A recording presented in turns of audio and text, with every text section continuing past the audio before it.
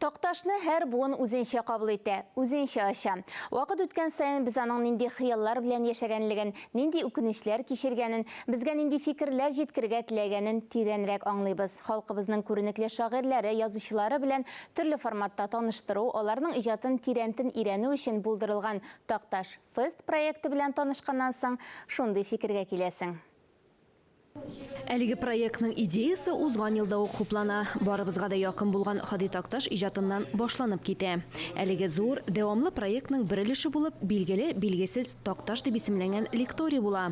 Әлбәттә, Токташның күп кенә әсәрләре белән мәктәп эскәмиясеннән таныш без. Ләкин Хади Токташ кебек шәхесләр иҗатының асылына төшенү, төптән өйрәнү һаман дәвам итә. Димәк, һәрбер кешенең күңел түренә кирип калган ул. Минемчә, Токташ турында безнең татар әдәбиятында күп мифлар тудырылган. Без бүгенгә кадәр чын Токташ янына әле килеп җитмәдек. Нәрсә өчен? Чөнки аның иҗаты безнең шундый катлаулы чорга туры килде.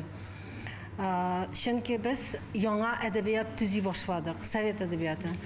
Һәм элеккеге безнең әдәби кануннарны юк итеп, яңа мәдәният төзү юлына китеп, без аның әсәрләрен дә бу яңа мәдәният күзлеге аркылы карарга ияләштек.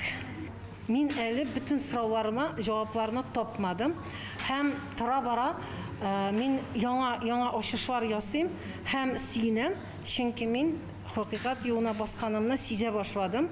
Һәм менә бу төрле мифлардан арына башладым.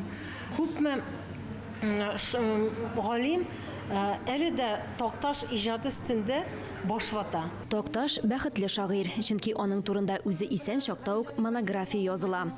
Совет чоры белән шәхес югалмый, әле дә татар әдәбиятының сафында хисләребезне калкытып, фикерләр уята. Әле дә мәкаләләр языла, олы буын аны яттан белә, яшьләр исә үзләренчә ача. Biz старт бердек Токташ стилендә язган яшь шагыйрьләр бәйгесенә. Безгә инде 60-тан артык әсәр килде, аның беренче этабы тәмамланды.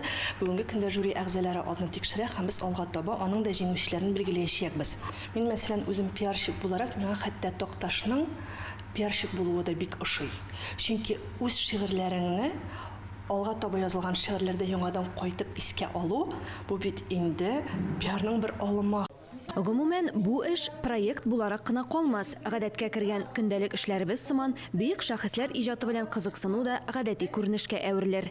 Кызыксынырлык, төптән өйрәнерлек тарихыбыз, шәхесләребез бихисап.